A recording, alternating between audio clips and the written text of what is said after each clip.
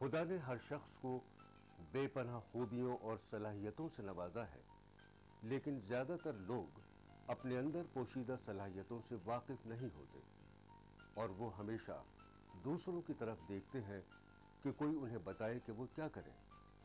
लेकिन शमीम अख्तर उस शख्स है जिसे अपनी तमाम तर खूबियों और सलाहियतों का इदराक था और लोग हमेशा उनकी तरफ पुरुम्मीद नजरों से देखते रहे कि वो जो करेंगे वही वो भी करेंगे और उनके नक्श कदम पर चलेंगे।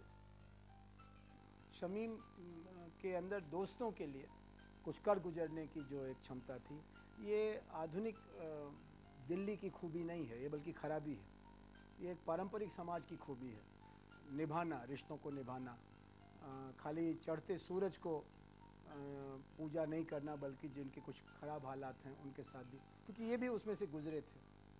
और इनके दोस्तों में इनकी बड़ी तारीफ़ इस बात के लिए भी थी, इनकी पढ़ाई के लिए तो थी, इनकी विल पावर के लिए थी, लेकिन इनकी दोस्ती निभाने के लिए, कोई बीमार है तो उसके साथ जुट जाना, कोई परेशान है तो उसकी मदद करना। सब कुछ इनमें शुरू से ही था, वो फायर, वो डिटर्मिनेशन, और एक सबसे बड़ी बात थी एक जेन्युइननेस, यू नो। और एंड वो हमेशा दूसरों से आगे थे, he was always ahead of his time, क्योंकि जो वो बातें बोलते थे तो दूसरे लोग यकीन इसलिए नहीं करते थे क्योंकि उनको लगता था कि हम में से कोई नहीं कर सकता है, फिर ये ज़रूर झूठ बोल रहा होगा। जैसे वो बोलते थे कि मैं 18 साल में काठमांडू जा चुका हूँ पटना से बाइक में, तो किसी ने यकीन नहीं किया, सोचा कि यार फेंक रहा है। लेकिन फिर वो जब पटना से दिल्ली अपना बाइक लेके आ गए, तब लोगों को थोड़ा सा लगा कि सच बोल रहा है क्या।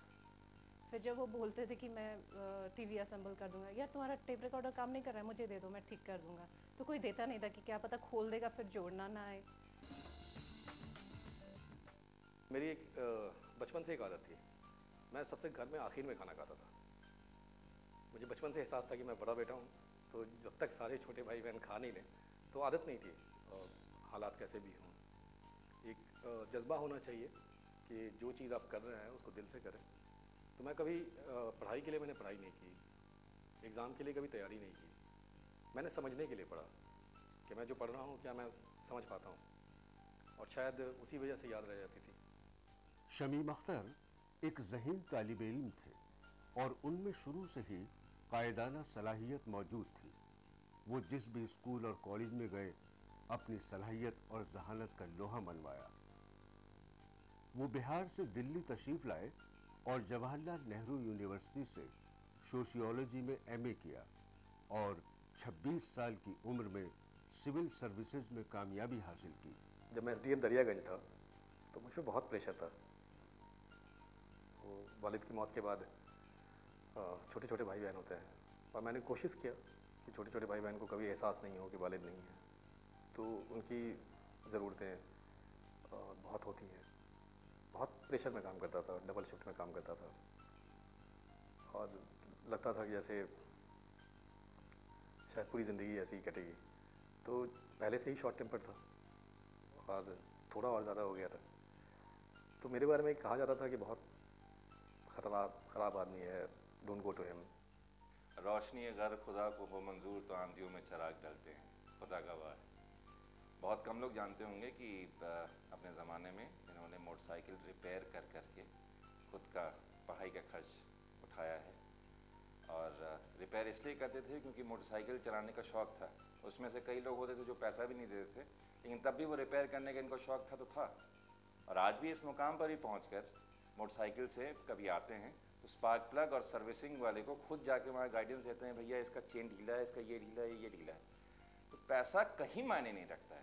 अगर आपके पास ऊपर उड़ने की वो हौसला है आपके पास, तो फिर खुदा भी आपका साथ देता है। और लाइव एग्जाम्पल है आपके पास, खुद इन्होंने सस्टेन किया अपने आप को, सब लोग को हेल्प किया।